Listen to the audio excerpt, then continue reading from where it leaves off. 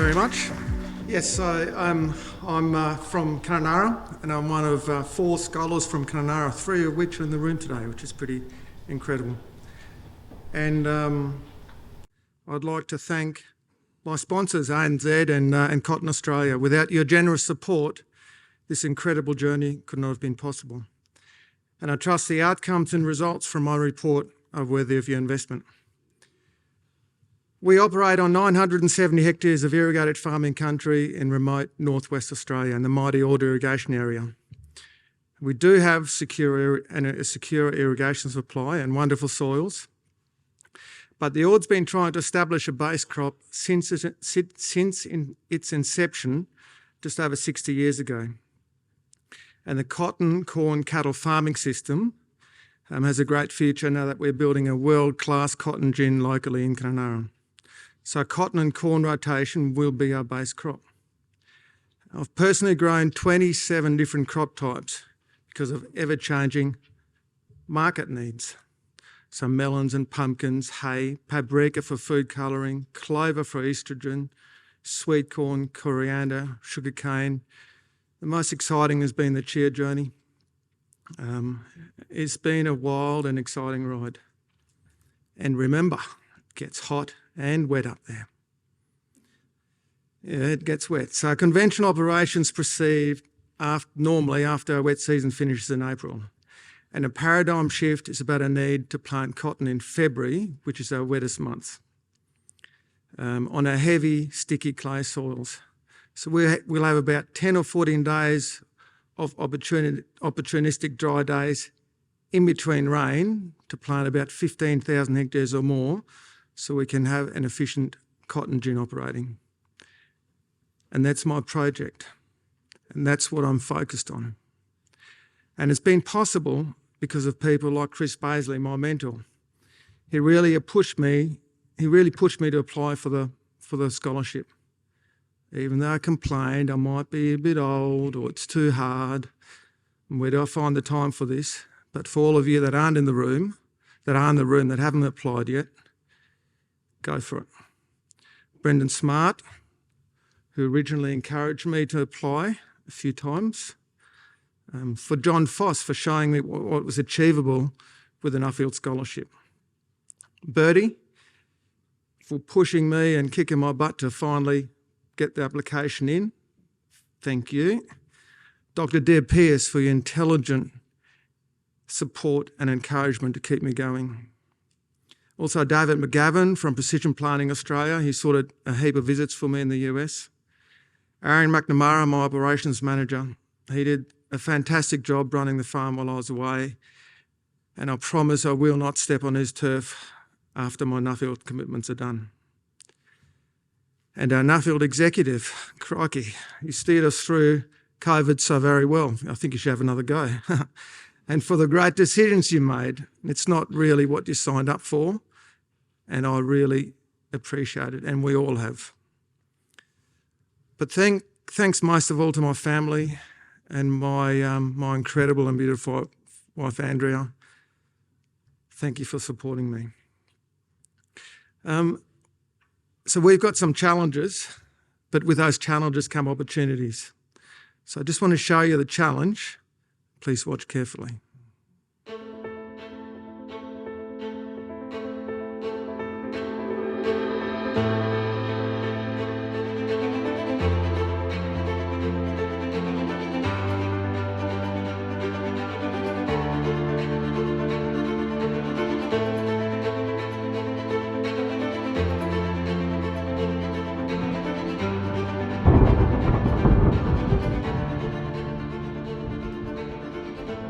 It's obviously the most beautiful time of the year, but I don't like to see the thunder or the rain when we're trying to plant. So even though with those wet conditions, stunning results are still possible. And even with a February planted crop that I'm standing in there not long ago would have categorically said, this is not possible. And I'm not kidding you, it was not possible. So my topic was formulated around biological and mechanical solutions. And unfortunately, because I think it's a much harder than those other solutions. I believe collaboration is a big part of that paradigm shift. But let me talk about the easier stuff first. We rely on high, even, perfect hills to plant our crops into. And this is important for good drainage and also for efficient and effective irrigation. And we plant our crop on top of these hills. And as you can see on the wet slide, they can be quite wet and, well, pretty useless hills. And if we don't get this right, nothing works. We need good field layout and drainage infrastructure to ensure we don't cause erosion or long flooding. And we need to use the sun and the wind to help us dry the fields. And I've seen again that tile drainage is what makes most farming areas in the world extremely productive. At home, we've traditionally relied on surface drainage, and it's been working really well. But we can get a few extra planting opportunities by installing tile drainage in our table drain system. This will help us get more done. And it just requires a small amount of water to remove from the soil water profile to make the table drain area or the tile drain area much more trafficable. And cover cropping, crikey, I thought that would be such a nice and easy solution. But having a crop in the ground means there's no wind or sun to dry the top 10 centimetres out. So we end up with this muddy mess. And it also makes furrow irrigation impossible if there's too much plant material, which impedes water flow in the furrow. And I told you it gets hot. So bare soil can get up to 80 degrees. So there's certainly no bare feet out there. And it makes our beautiful soil hard like it's come out of a potter's kiln.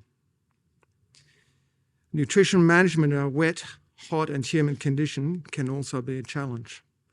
So if we want to grow a plant to protect our soil, we need to spend money and management time on this issue. So that fluorescent look there, that's not good for the soil. And leads me into a new concept, which I call crop shielding. It's similar to indexing or companion planting. So we'll plant a shield crop, so prior to planting our economic crop. At the moment, it'll probably be something like millet or sun hemp, combination of both, possibly some teff in the interrow. And the concept is to grow that shield plant next to the economic crop on the shoulder of the hill. And this will reduce soil surface temperatures and erosion. It will reduce insect pests early on in the crop, while still making irrigation possible and letting the sun and the wind dry down the soil so we can plant and manage a crop. And it will require more money and a new skill set. So remember, crop shielding. Soil amelioration is also something that'll help. In other words, managing the soil structure in the planting zone. So mainly we'll be focusing on applying a gypsum product that can be applied as a slurry, which means we can spray it on top of the hill prior to planting as a precision farming application. So only applying to about 15% of the field. And that slurry application will also give us potential to apply other useful products like potentially silica, polyacrylamides, there's a few others there. And if you're not connected to your soil, its conditions or the climate, not watching the weather models all the time, sorry, Andrea, or walking in the hot, humid conditions to check the fields, wearing out your boots, none of this will succeed. All the successful businesses we visited around the world had this in common. They were connected to the situation at hand and they were good with people. And please don't box yourself in. An organic grower can't do all the things I can do. But most of us can do all the things an organic and no-till or regenerative grower can do.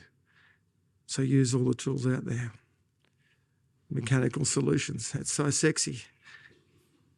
And here we go, controlled traffic. I mean, it's probably old stuff, but it's just so important for trafficability and it's so achievable. 90% of our compaction happens with our first pass. And if we didn't have controlled traffic in our system, we would suffer lengthy delays for getting on our fields. And I thought trucks would be the solution. Now, trucks do increase trafficability, but they add much weight. And relentless non-stop vibrations over that long footprint compact the soil very hard. They give really square and difficult to move footprints and are awful to run water down. If you try breaking through truck compaction in our soils with a shovel, it'll break your heart. But watch out those rollers. That's where all the weight is. And I'm not saying trucks don't have their place, but for our needs in relation to this challenge, they're not the right solution. And that leads me to weight. Just reduce it. I think because of weight, not labour saving, we'll be transitioning to lighter autonomous vehicle.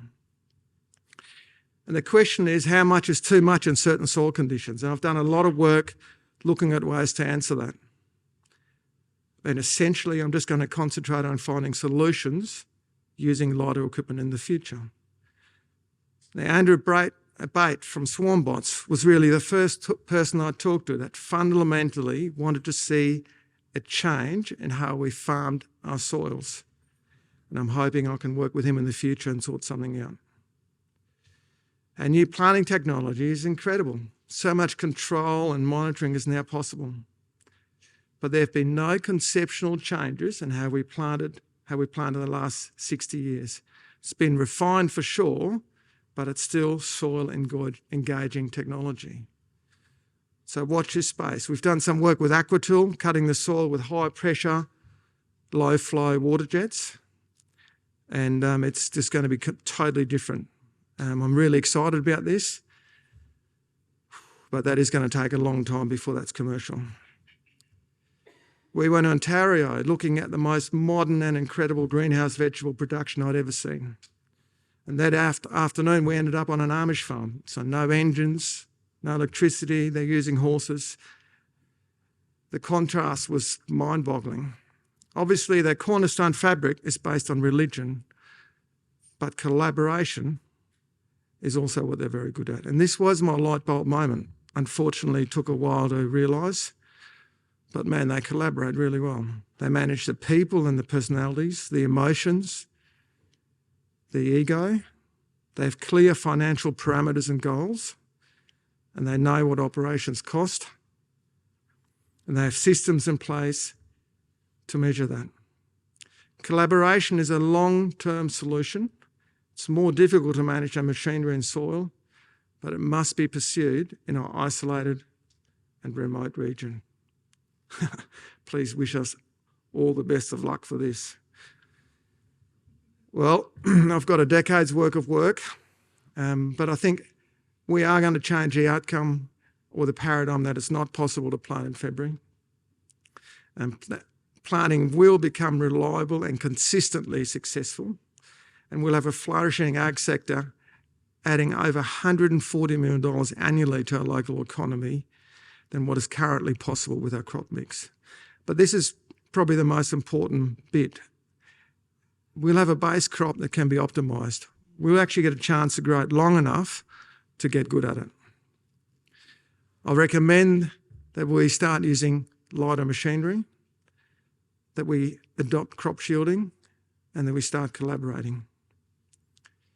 And how do you collaborate with something like precision planting, where we need to plant 15,000, maybe even 20,000 hectares in 10 days in between rain? And if it rains, it's too wet for the next 5 to 7 days. And why is it so hard to collaborate? To risk a fantastic, sustainable outcome because you might miss out in the short term. So it's really other orientated. Thank you so much, my Nuffield family. I think you'll see me around for the next 10 years, and I hope to report some positive outcomes here. Thank you very much.